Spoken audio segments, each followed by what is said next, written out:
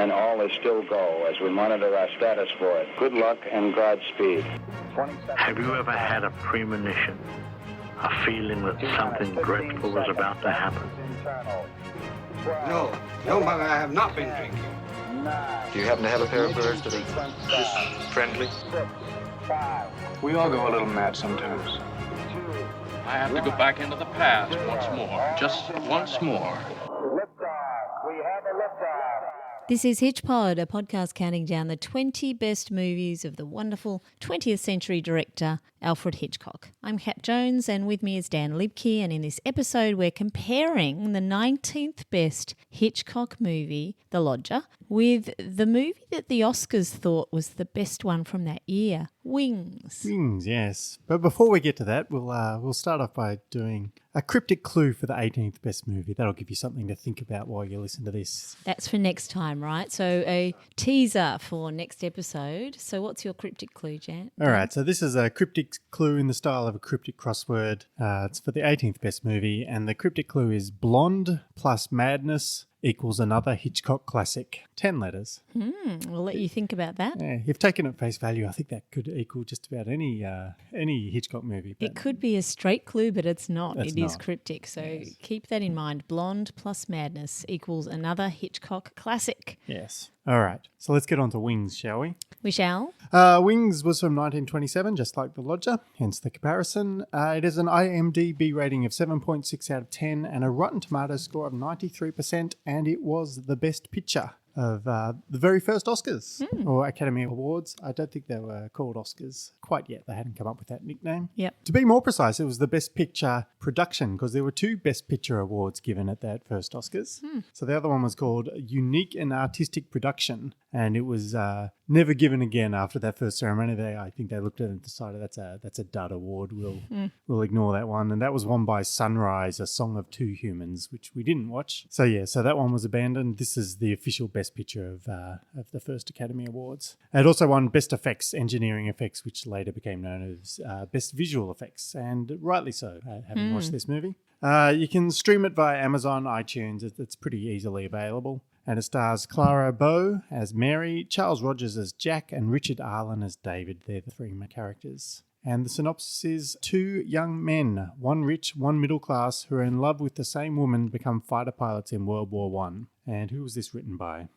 This was written by John Monk Saunders, who did the story, and then the screenplay was done by Hope Loring and Louis D. Lytton. Yeah. And then the intertitles were done by Julian Johnson. Directed by William Wellman. And it is a drama/romance/war movie. And we're about to do the plot of it. So if you track this down, it's well worth a watch. It's long, but it's for a silent movie, it's pretty good, right? Oh, it was amazing. Yeah. So you should definitely watch this. Don't just think, another silent movie. I'm not going to watch this. This is really worthwhile. Yeah. And worthy of the best movie for that year. I think so. Not that we've seen every movie that came out in 1927. No. But of the two we've seen. Yeah. Anyway, we'll come to that. We will. So we start with Jack and David. They're both quite keen on Sylvia, who's this fancy girl from the city. But Jack is too dim to realise that Sylvia prefers David because David's very rich and handsome, which helps his cause a little bit. And Jack should be instead focusing his attention on the girl next door named Mary. She's quite besotted with him and helps him build a car in the opening scene. The car is called the Shooting Star. They paint a little shooting star on it. And because we are going to see that shooting star later. Yes, we see the shooting star during the movie on multiple occasions. Both Jack and David, they're heading off to become pilots in World War I. Jack somehow gets a photo of Sylvia, but not realising it was intended for David. I can't quite remember how this happened, but it was a comical misunderstanding. So Jack thinks Sylvia's in love with him when she's not. She's a little bit too kind-hearted to tell Jack the truth, but she does clarify to David, he can have this photo, but you're really the one I love. And Mary also gives Jack a comical picture at this point. Yes. It was not a very glamorous picture of her. Not the most glamorous picture, no. Anyway, they go to training. David gets his farewell scene with his parents. Ominous farewell scene. Very ominous farewell scene. And we don't see Jack's parents farewelling him, but David's parents are fearing the worst. And we get to training. We meet the comic relief. This is Herman Schwimpf, who, despite his German name, is as American as they come. He has a tattoo of the Stars and Stripes on his biceps. I think he was actually Dutch. Dutch, yeah. In the movie. Here I was also very thankful that this was a silent movie, so we didn't get a dodgy imitation accent here. Yeah, that was probably very good. We did consider the possibility that the fact that the easy way to infiltrate the US Air Force was just to get a tattoo on your bicep. Seems a little bit easy for the Germans. Yep. They should have been working more on that. Anyway, Jack and David, they learn how to fly, and they've got these 1920s era flight simulators, which were just the kind of big tubs, right? And they got in them, they spun them around. The movie's worth watching just for this scene. It was fantastic. But they're still enemies. They're still kind of fighting over this girl. There's still love triangle enemies, right? Yeah. But then at some point they just have a fist fight, and then they become best friends afterwards, as so often happens in movies. Yes. To the training camp, the bit I loved the most about the training camp was they were also practicing shooting at tiny little planes. It was very cute. Yeah, it was very funny. Anyway, they go off to flight training, and we see that one of their tent mates, who's a young Gary Cooper, he's killed in a crash because flying is very perilous in 1927. It's all new and dangerous. Nevertheless, they head off to France. They go to war. Schwimpf gets to go with them. He's a comical mechanic now, and they go off and they fly on their first mission, and they're facing this infamous German squadron. This is Captain Kellerman and his flying circus. So Kellerman's obviously this kind of red Baron von Richthofen imitation. And they have all this dogfighting, and they're shooting back and forth. But there's this kind of gentleman's agreement with the dogfighting, because Kellerman gets a clean shot on David at one point, but he doesn't go through with it because David's machine gun jammed, and it would have been an unfair kill. And this is kind of related to von Richthofen. He was apparently quite the gentleman in the air as well. So this is kind of going off that kind of vibe. Reality and German villains. Exactly, yes. What we always look for. Anyway, around about this stage, Mary's also joined the war effort. She's some kind of ambulance driver. She's off supplying medicine to a small town that's about to be bombed by the Germans. But luckily, Jack and David, who aren't aware that Mary's in this small town, just a coincidence, they fly off to intercept the bomber, which they successfully do. And Mary sees that Jack's plane has the shooting star painted on the side of it again, so she's very excited. She's pumping the air in delight with her fist. The success of this mission means that Jack and David, they're awarded medals by the French army, and they're also awarded an intermission, which we as the audience also get. After we come back from the intermission, Jack and David are off to, they've got some leave now, so they're off to Paris to celebrate their new medals. They're off to get laid and drunk, not necessarily in that order. Or it should have been in that order, because otherwise you missed the first one. But anyway. Yes. But what they don't know is that all pilots are being recalled, because there's a big finale of the movie and the war coming up, and they need all pilots on board for that. But they're too drunk in Paris to realise this. But Mary does realise this. She is told by some passing, I guess they're like military police who are there to summon everybody back. She tries to track them down and get them to return, but they're both too drunk and they're cavorting with strange women. Jack doesn't even recognise her, and he just refuses to return to duty. He's not interested. So this is where Mary just ducks off backstage at or somewhere to get a makeover. She just disappears behind some curtains, and there's a woman back there who says, "What you need is a makeover." It's a very weird scene. It was almost like an ad. Yeah. Here we go. We're going to insert some product placement here. Yep. So she gets all glammed up. She's gets the new dress on. Because that's the best way to get Jack to go back to the front. Yep. Yes. Yeah, so she's out of her uniform into this dress, and she tries to seduce Jack away from this other woman that he's with. And Jack is seeing bubbles this entire time. So Jack's so drunk, he hasn't ever really been drinking before, I don't think. And we kind of symbolise his drunkenness by these superimposed bubbles on the screen, which is quite entertaining. Mary has the better bubbles, so she gets to whisk him away back to her room. But he's too drunk and passes out. And kind of the climax of the bubble scene, one giant bubble just basically envelops him and pops, and then he just collapses on the bed. Mary's a bit like a dog chasing a car here. She wants him, and she gets him back to the room, and she doesn't quite know what to do with him. Yes. Yeah. But what she does do after he passes out is checks out the locket that he's got around his neck, and that's when she notices that Sylvia's photo is in there, so a bit more tension. But the military police, or whoever it is in charge of getting them back to base, they show up around here, and they catch her changing back in the uniform. A little bit of a nude scene here. We get a little glimpse of side boob, and people gawp at her nudity for a little bit, and then she's sent home in disgrace for some reason. I'm not quite sure what she did wrong, but Jack can't be sent home in disgrace. He's got to go fly a plane. Hungover or not. Yes. So David and Jack are back in their tents. They're discussing who they love. David says, Jack, do you love Mary? And he says, no, I've always been in love with Sylvia. And the photo of Sylvia somehow falls out of his locket, and David picks it up and looks at it and furiously tears it to pieces. And they're about to be torn apart again by this love triangle that's been simmering in the background the whole time. But just as they're about to have another fight, they're summoned to fly. It's time for the big final scene of the movie. So the plan is that David has to distract the German planes. Jack is going to go for some observation balloons, which he's going to shoot down. Instead, David is shot down and he's presumed dead. Kellerman lets them know this, and the next day he kind of drops a note out of his plane to say, your brave pilot has died. Sorry about that.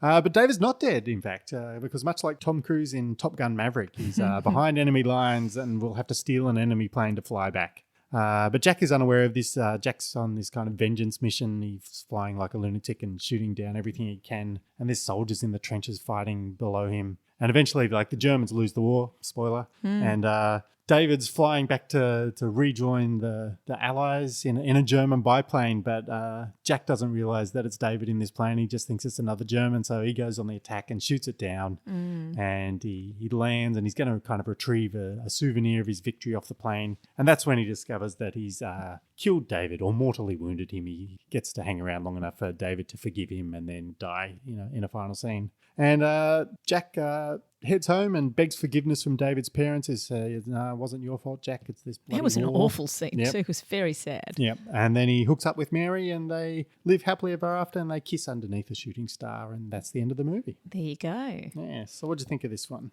Well, I love this movie. I'm completely happy with this one, beating The Lodger and anything else that was around at the time. It was a fabulous watch. It was incredible. Yeah. It was another long one. I think the original version of this was a little bit under 2 hours, and the restored version is 2.5 hours, which I kind of had to check a few times. Why would the restored version be longer? I don't know. I think they just must have found more battle scenes or something. Right, I'm not quite sure. Anyway, it's much like we did with The Godfather. We watched it over 2 nights, but this one did have an official intermission in the middle of it, which certainly helped. Well, war movies are often long, right? That's true, yeah. And they somehow want it, to indicate how long the war was every time. Yeah.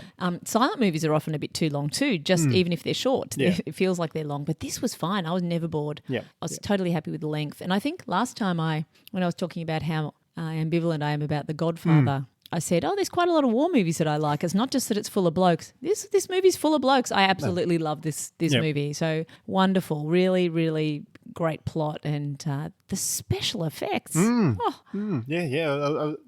was absolutely amazing. The restoration is amazing. Amazing. It looks... it's in black and white, although it's all tinted with all these colours which kind of match the tints of the day. And little gold colours. And it's a beautiful restoration. And the sound effects were added, right? No, I assumed, we both assumed they were added. And as I was doing some research, apparently a review of the era says when the aviators are about to take off and the propellers are set in motion, the sound of whirring motors makes these stretches all the more vivid. So somehow there was a little bit of sound added somewhere in the process. Yep. And the flames on the planes, which again we thought were added, so they're the kind of this yellow flames whenever a plane's shot down. No, they were in fact part of the original as well. So they used something called the Handscheitel color process to sort them out. But yeah, so apparently the original negatives to the movie were lost, but Paramount found a spare copy in their vaults. They reorchestrated the original music score. And the original music score is just perfect. Yep. It really was wonderful to listen to exactly the way it would have been in the cinema. Yep. They recreated sound effects using archived audio tracks, and this was all done by Skywalker Sound, which seems fitting because I think much of the dogfighting in the original Star Wars was quite reminiscent of this movie. Yeah. And the scenes, the flames and stuff that used that Handscheitel color process were also recreated for the restored version. Yeah, incredible. And it was digitally tinted in correspondence with archival tinting guides. So it was all very, very meticulously done. And the end result is just magnificent. It looks absolutely amazing. It'd be great to see on a big screen too. There was really no glorification of war here either, which I found was just really quite dramatic, because you would have expected there to be some glorification of it. But there were dead bodies everywhere. There was no shooting and missing. Yeah. Basically, no one survived a single shot. Yeah, there was some dude just having a smoke, then all of a sudden he just falls down dead because a random piece of shrapnel hit him. Just like, there was lots of really chilling scenes and very difficult to to believe it was from the 1920s. It looked like a modern sort of recreation in a lot of ways. Especially like the as you say, the war scenes and some of the flying scenes, they're incredibly intricate and well shot. Like you look at them and you're kind of drawn into the movie, but you're also looking at them going, how exactly did they do this in 1927? They were using real planes. I mean, the stunts were just incredible. The planes in formation were dramatic. The dogfighting was incredible. The spiraling flames. It was really tense too. Like they managed to keep up the tension. It wasn't just a whole lot of footage that looked a bit archival. Yeah. Seeing the pilots get shot and blood coming out of them and head-on collisions of planes and just absolutely incredible. And the fighting in the trenches was really chilling and brutal. It was awful. It was, did not make you want to go fight in World War One. It was full-on stuff. Yeah, and I guess at this point they perhaps didn't think there was another war coming, because otherwise I think that wouldn't have been a very popular movie. No, certainly not propaganda that you'd use it for World War II sign-ups. Yeah. The back projection was also pretty well done too. There's lots of rear projection in this kind of era movie, but when Jack comes up behind Sylvia on the swing, that was really clever. Yep. There were lots of interesting scenes. The other incredible war scene was the bombing of Mervale, the effects on the bombing of the town. I mean, the crowd scene, the camera angles, the aerial shots. Yep. When the German bombers arrive, all the troops are standing in the street kind of looking up and going, oh shit, we better go to the bomb shelter. And then you see them all running and scattering from above. Yeah, all of that was really terrific. Yeah. I think probably the only negative I would say for it would be the intertitles. I think there, we did discuss with the Lodger how Hitchcock had hundreds of intertitles and then just cut them all the way back to the absolute bare minimum. I think a few times in this one the intertitles reinforced something that was very obvious from watching the movie. I mean, maybe in that era they're still training people to understand how things work in cinema. I guess it's still a pretty new art form, but I mean, just for example, we knew that Jack disliked David. This was spelt out on an intertitle. It was just shown at the same time. There was really no need to spell that out. Yeah, it reminds me of very early comic books where you got comic book captions which says Captain America punches Dr. Doom in the throat, and then there's a punch. The image is just exactly what it describes. So it was that kind of stuff a little bit. Yeah. I mean, all of the early storytelling was very long intertitles. It did, they didn't put intertitles over the war scenes, which is much better. Yeah. So I think you're right there. And there was a fair bit of light humour throughout as well, which I think really helped the movie. It was humour in a casually racist and sexist way sometimes, but Mr. Schwimpf, the Dutchman enlisting, and occasionally Mary would run over someone in her car.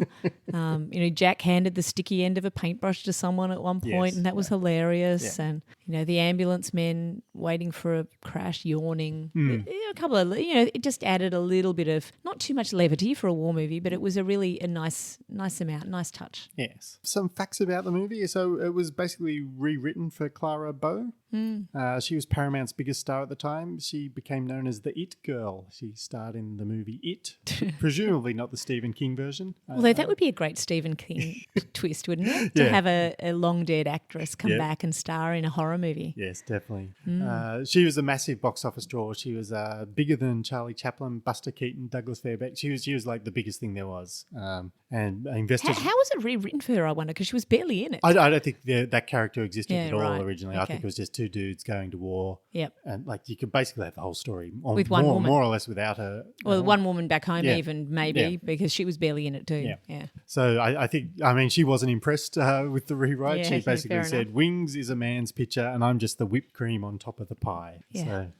So, but the stunts, as we mentioned, as amazing as they weren't always safe. One stunt pilot broke his neck. He fell out of the cockpit after a controlled crash. Controlled crash. Controlled crash. There were lots of crashes in this movie. It's hard to believe anyone survived this filming. Yeah. So, but after breaking his neck, he spent only 6 weeks in the hospital and was again performing stunt work within a year. So, So he was okay. But there was also a fatal crash that killed another pilot. Yikes. So presumably they weren't back within a year. Yeah. But it was a massive success of a movie. If you adjust for inflation and population size, it's the 44th highest earning movie of all time. So it's just behind Star Wars Episode 1, The Phantom Menace and Forrest Gump. And it's 3 spots better than Avengers Endgame, which made $2 billion. That's incredible. Yeah. So everyone must have seen this movie. Yeah. Everyone must have gone to see it. Yeah. Last month's Oscar winner, The Godfather, is 7th on that list. Do you want to guess what number 1 and 2 are? Oh, I have absolutely no idea. It's Gone with the Wind and The Sound of Music. Oh, are yeah, the, okay. are the Yeah. top 2. Hitchcock doesn't crack the top 100 no. at any point. Of course not. Sadly. It was also the only silent film to win Best Picture until The Artist 84 years later. And as we mentioned, there was a young Gary Cooper in a minor role. Yeah. And apparently had a little fling with Clara during the shoot. This is according to the gossip of the day. Yeah. Well, I think that there were a lot of people who were having affairs during this shoot because it went for such a long period of time. Yep. Yeah, it went for like 7 months or something, 9 months. I went for a long time. Most movies in those days were like shot in a month. Yeah. This one just went on and on and on. Yeah. So the director, Wellman, he was a pilot himself, and that's why the producers hired him. He was the only director at the time with World War I combat flying experience. So they said he's the man for the job. And yeah, as you mentioned, maybe he was more pilot than director. Although Apparently. he did a good job of this. Yeah, I think so. Yeah, apparently he's really grumpy on set. He was a little bit of a stern taskmaster, not keen on mucking about too much. There were more than 300 pilots involved in the filming, including pilots from the US Army Air Corps. And one of the actors was also a pilot. The one who played David was a pilot, Richard Arlen. Ah, yes. He was able to do all his own flying. And Rogers was a non-pilot, but he underwent flight training during the course of the production so that he could be filmed in close up in the air. So he presumably did some flying as well. Yeah, the director liked to wait until there were clouds behind them to film against, so you could get a sense of the planes moving against the background. Otherwise, it just looks like models because they're just moving against a blue sky, which doesn't look impressive. Yeah. If you've got a cloud in the background, then you can actually feel the motion better. That was his argument. But so that was a good insight. That was one of the reasons it took so long. Apparently, like they spent 2 weeks one time waiting for some clouds to appear, and they had to go shoot the battle scene on the ground in the meantime. But for the battle scene on the ground, Weldon did gave some handheld cameras to just these random young men running about to say film anything and everything during the filming. So he had all this footage that he could chop in. It's like giving them iPhones, just saying, off you go. Take some snaps as this goes on. That's amazing. I mean, it does say that when they were trying to develop techniques for filming close-ups of pilots in the air, that took a couple of months just to work out how to do that. Yep. The other stat that I have here is they stayed at a hotel called the St. Anthony Hotel for the 9 months it took to film this. Yep. And by the time they left, all of the elevator girls were pregnant.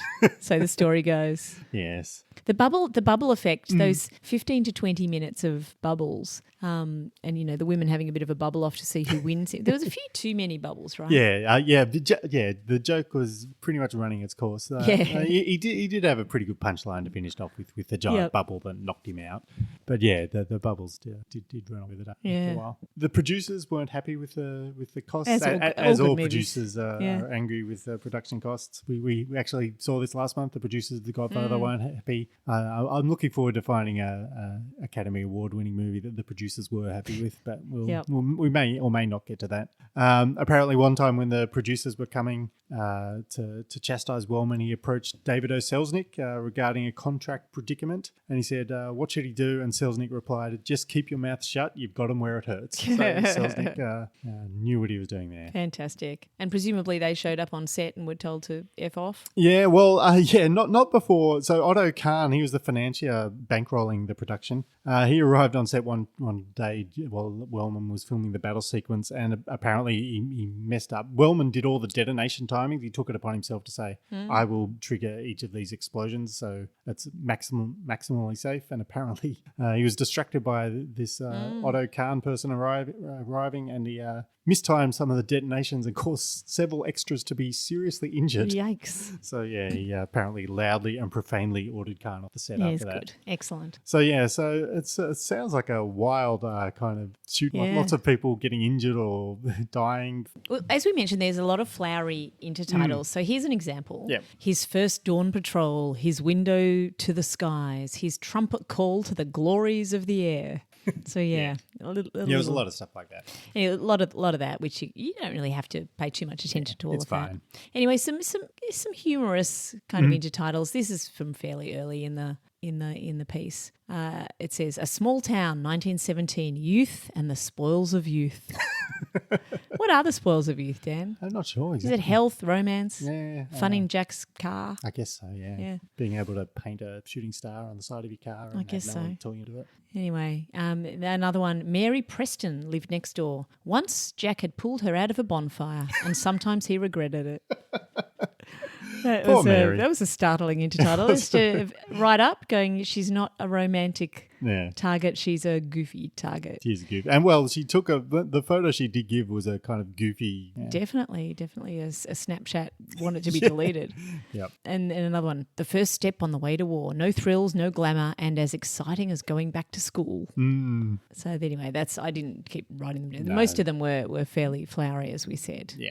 The Bechdel test. Does this one pass? No, it's a fail. There are two named women. Maybe there are only two named women. I think there's only two. I'm not sure David's mother has a name. No, she's Mrs. Someone. Mrs. Someone, yeah. So anyway, they don't talk to each other. Sylvia and Mary do not say a single word. No. Technology. How could modern technology, 95 years later, impact, improve, or change the plot? Do you have any for this one? Yes. Well, I mean, I guess when it's a war movie and you're recreating it, you wouldn't change the plot that much. No, yeah, you couldn't. Yeah. So we're not, instead setting this in a modern war. This is very much an old-fashioned war. So I suppose these days, they would be not taking photos of people in lockets. They would probably just be selfies or something. Yes, having a screenshot or a homepage photo or something. Yeah, yeah. I thought maybe instead of shooting down the observation balloons at the end, maybe they'd have to shoot down observation drones, which would be harder to shoot presumably because those balloons were moving pretty slow.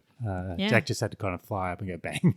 Well, these days no one goes up in the sky, right? Everyone just flies the drones from the ground. So maybe that's all they would be doing. They'd be sitting in a dark bunker flying drones with each other. That could be a possibility. Yes. The other one I had was that maybe when they go on leave, they could just turn their notifications on their phone off and just say, like, don't distract us, silent mode. Excellent. That way you don't get an SMS or from someone saying, you need to come back and fight the war. Exactly. Couldn't find you at all. Tributes, homages, or remakes? I mean, every warplane movie forever after, right? Yeah.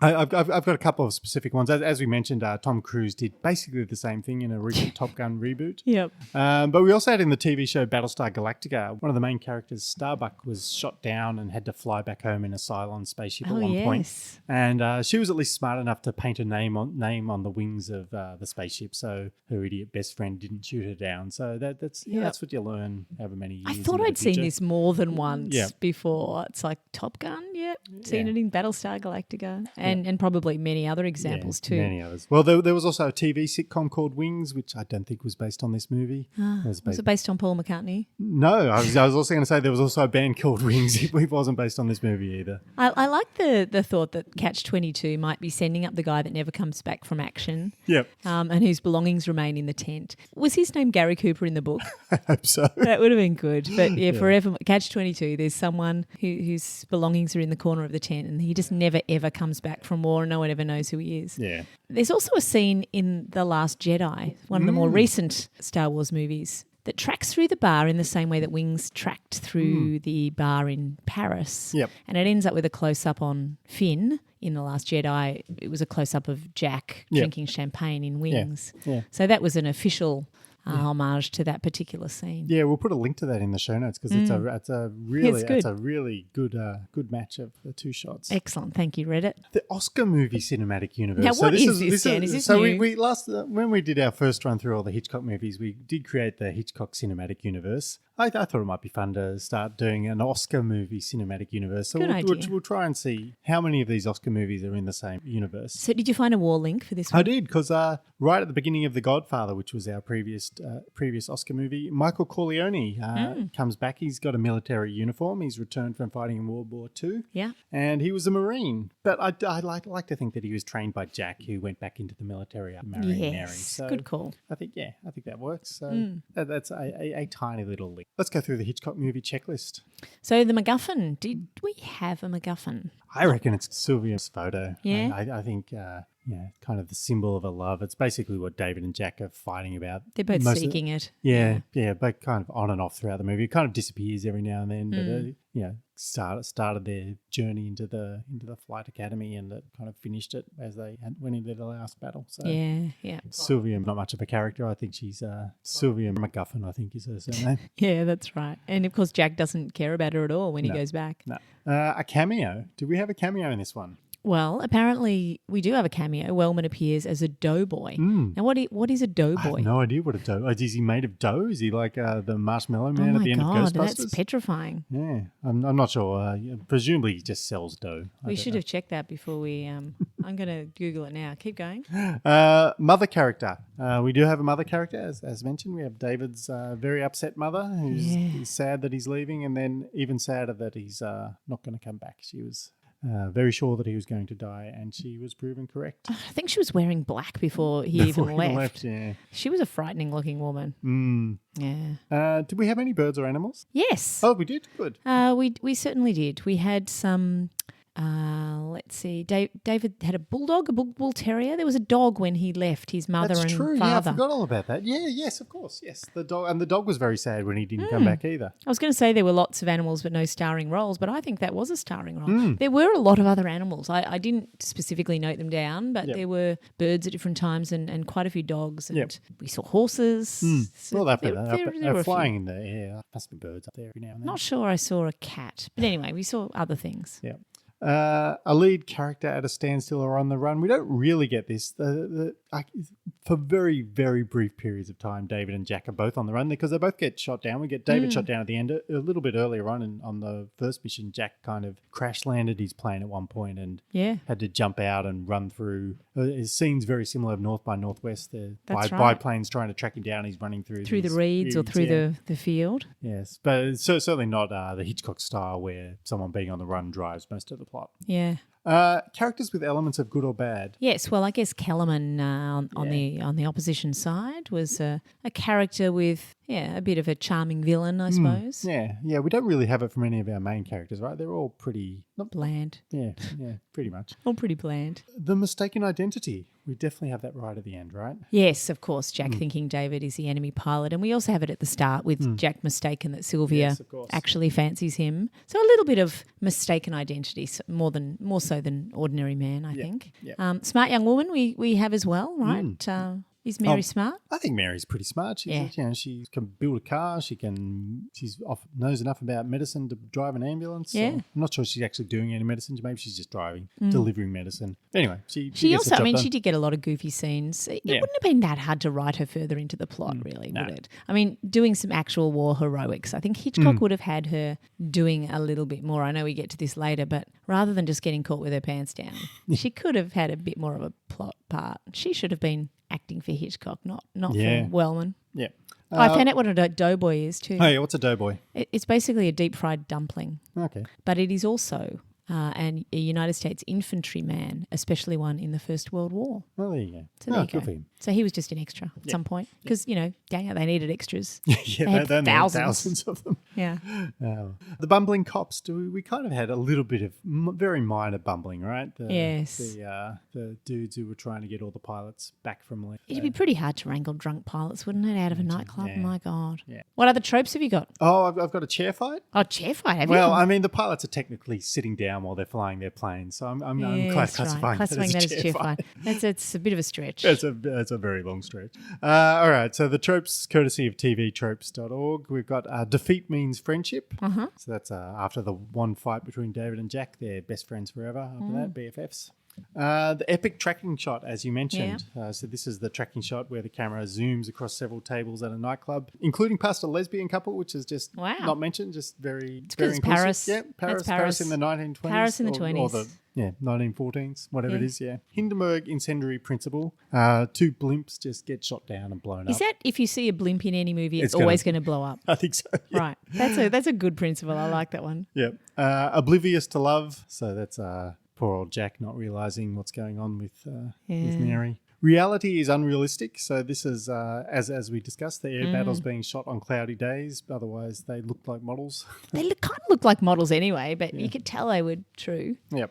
Yeah. And, of course, trapped behind enemy lines, which, as we mentioned, we've seen on multiple occasions. It's very much a trope. We also had the trope of no woman can drive. Yes, that's true. Yes. All right, so let's go through The Lodger versus Wings. How could The Lodger have got some Oscar juice? What could have learned from Wings? Well, I mean, Wings was maybe 10 times better than The Lodger. Well, Wings did win Best Engineering Effects, right? Yeah. So I guess we could have had some more engineering effects in there, more special effects in for maybe, The Lodger. The only thing I could think of, maybe The Lodger could have, like, after he fled the bar right at the end, he could have stolen a plane and flown around in that for a bit, get some special effects in there. Maybe he could have been, more of a return from the war kind of character. That might have made it a little bit more popular. Yep.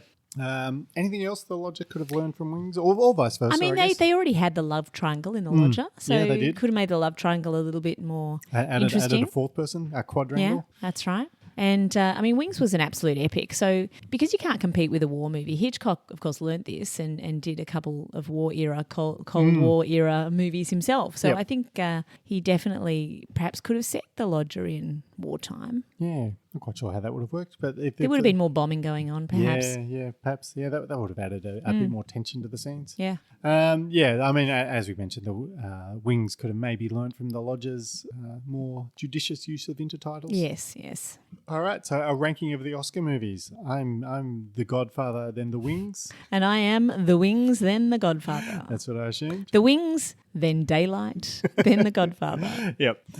So next movie will be our 18th best Hitchcock movie as voted by our listeners. So we did give the cryptic clue earlier. That's Do right. you want to explain the answer to this one? Well, there's always in a cryptic an actual clue and then a wordplay. The actual clue is at the end here. And the cryptic clue was blonde plus madness equals another Hitchcock classic. So the actual clue is another Hitchcock classic. And we know it is because it's the 18th best movie as voted by you guys. So the wordplay is blonde plus madness. And what that means is madness. Well, madness is an anagram indicator. And this is a 10-letter title. And so blonde and plus, if you add up all those letters, makes 10 letters. And if you rearrange them, you get Spellbound.